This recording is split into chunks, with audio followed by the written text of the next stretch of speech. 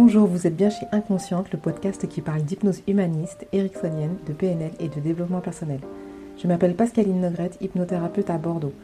Passionnée par le corps et l'esprit et le lien entre les deux, je suis très motivée pour partager et simplifier tous ces outils que j'ai découverts toute seule ou que j'ai appris en formation ou dans les bouquins. Pour cet épisode sur le pardon, 4 citations. Tout d'abord, Horace, ne te charge pas d'un fardeau qui excède tes forces. Gandhi, donner un verre d'eau en échange d'un verre d'eau n'est rien. La vraie grandeur consiste à rendre le bien pour le mal. William Blake, il est plus facile de pardonner à un ennemi qu'à un ami. Kofi Annan, c'est l'ignorance et non la connaissance qui dresse les hommes les uns contre les autres.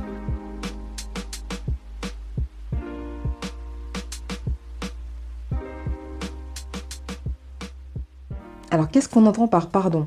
Souvent chez mes patients, je sens une réticence, un petit mouvement de recul quand je parle de pardon à faire. Je dis souvent que ce pardon-là en hypnose n'a pas grand-chose à voir avec le pardon religieux. Je vois cette réaction surtout quand il y a eu agression car personne n'a envie de chouchouter son agresseur. L'idée du pardon dans le conscient collectif, c'est quand on va à l'église et que le curé dit « Mon enfant, je t'absous de tes péchés », un peu en mode « J'efface l'ardoise, tu peux recommencer, je te pardonne, tu peux partir libre », ni vu ni connu.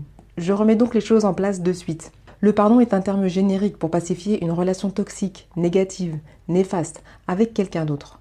Il ne s'agit pas d'effacer, ni d'oublier, ni d'excuser, mais de passer à autre chose, de tourner la page, en exprimant avec l'émotion juste, la douleur et la rancœur. C'est donc ici le moment de cracher son venin, et on peut le faire tranquille puisqu'on est en hypnose, soi avec soi-même. Je dis cracher son venin, mais ça peut aussi être une émotion comme la tristesse, la déception, voire la colère. On dépose alors ce que l'on n'aurait pas pu déposer en face de la personne.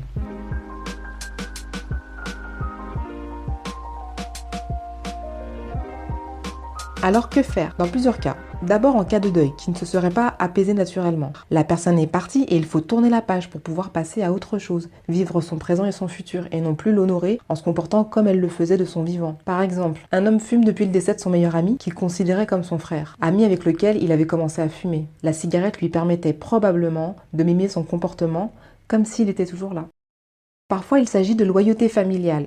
Je t'aime tellement que je t'honore en me comportant comme toi. C'est de la modélisation aussi avec les personnes vivantes qui ont pris soin de nous pendant l'enfance. L'inconscient enregistre alors le comportement de papa, maman ou d'un proche comme un comportement juste à adopter. Même la rébellion est un lien, de même nature, toxique, car l'inconscient prend aussi comme base un comportement d'un proche pour s'en détourner. Exemple, mes parents sont médecins, je ne peux pas leur dire que le soin ne m'intéresse pas. Je vais faire toute une carrière jonchée de dépression, de burn-out et d'accidents si je ne lâche pas cette loyauté. Sinon aussi une colère envers quelqu'un, comme moi avec mon papa à l'épisode du père. Il y a une émotion à déposer qui vient se nicher dans l'inconscient pour ne pas faire trop de vagues au niveau conscient. J'ai donc été faire un pardon à mon père, en y déposant ma colère, mais aussi en reconnaissant qu'il a fait ce qu'il a pu, avec son histoire de vie et ses propres blessures d'enfance. Petit aparté, on ne fait pas de pardon qu'avec des monstres, c'est le plus souvent avec des gens que l'on aime beaucoup, parents, fratries, amis. Quand je parle de cracher votre venin et d'y mettre votre émotion, il ne s'agit pas d'accabler ou de condamner l'autre, mais de simplement exprimer vos besoins et vos limites, de déposer enfin le fardeau que vous portez depuis souvent si longtemps. Parce que lorsque les gens sont encore vivants, vous pouvez être amené à les recontacter, les recroiser, cohabiter avec eux, et le pardon permet de mettre la relation à plat.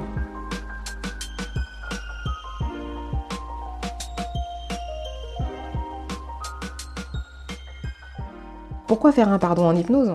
Tant que vous porterez des liens toxiques, vous serez empêché dans vos actions, dans vos comportements, dans les pertes de poids, dans les loyautés. L'exemple a été donné dans le cas de la cigarette. Sans pardon, plutôt en mode deuil, la cigarette est une béquille indispensable.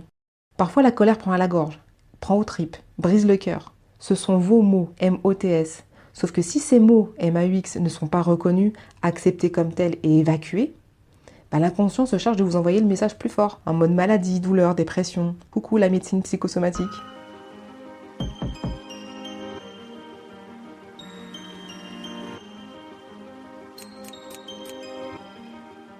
Comment faire ce pardon ? Il y a plusieurs façons de couper un lien de souffrance, un lien toxique. Tout d'abord en hypnose humaniste, grâce à l'expansion de conscience, en symbolisant la personne, en vous exprimant et en gérant les symboles faisant partie de cette scène. Concrètement, on coupe le lien toxique visualisé, qui peut être une branche, une chaîne, une corde. On s'en débarrasse habilement afin de purifier ce lien et de laisser l'autre vivre sa vie également.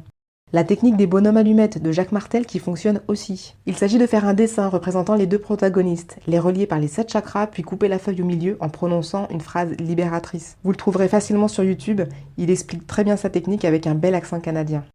La lettre à brûler aussi. Elle revient à écrire tous les faits et les émotions, puis à s'en débarrasser en la brûlant.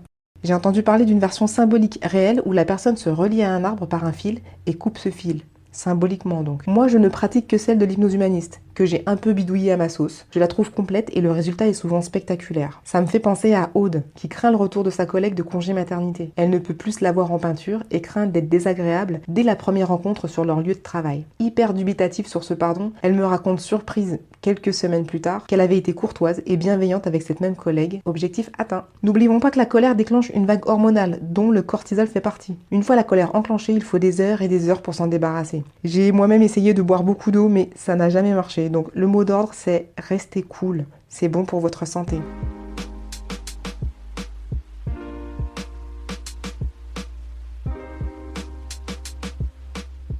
Dernier point. Quand on fait un pardon, on se libère d'un lien toxique ou de souffrance. N'oublions pas que pour la majorité des pardons, il s'agit de personnes proches que nous aimons malgré tout. Ce qui empêche souvent les gens de terminer cette technique, c'est qu'ils ne veulent pas couper les ponts, ni détester les gens, ni les accabler de reproches. Et ce n'est pas ce que nous faisons. Considérez 2 liens, un d'amour et un de souffrance. Nous coupons simplement le lien de souffrance. Le reste, on n'y touche pas. Déjà parce qu'on n'a pas le temps, et surtout parce que l'amour n'est pas la source du problème qui vous amène.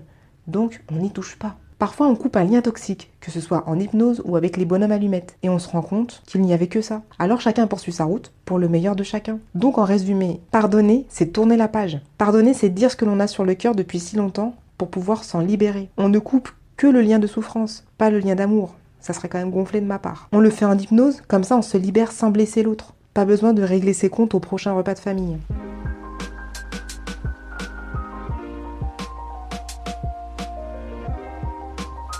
Je vous rappelle les citations du jour, au nombre de 4. Horace, ne te charge pas d'un fardeau qui excède tes forces. Gandhi, donner un verre d'eau en échange d'un verre d'eau n'est rien. La vraie grandeur consiste à rendre le bien pour le mal. William Blake, il est plus facile de pardonner à un ennemi qu'à un ami. Kofi Annan, c'est l'ignorance et non la connaissance qui dresse les hommes les uns contre les autres.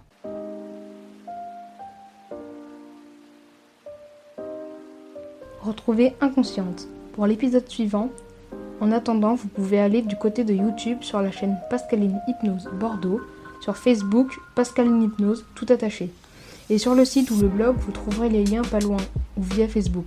Si vous aimez, partagez, commentez, likez et abonnez-vous. À bientôt.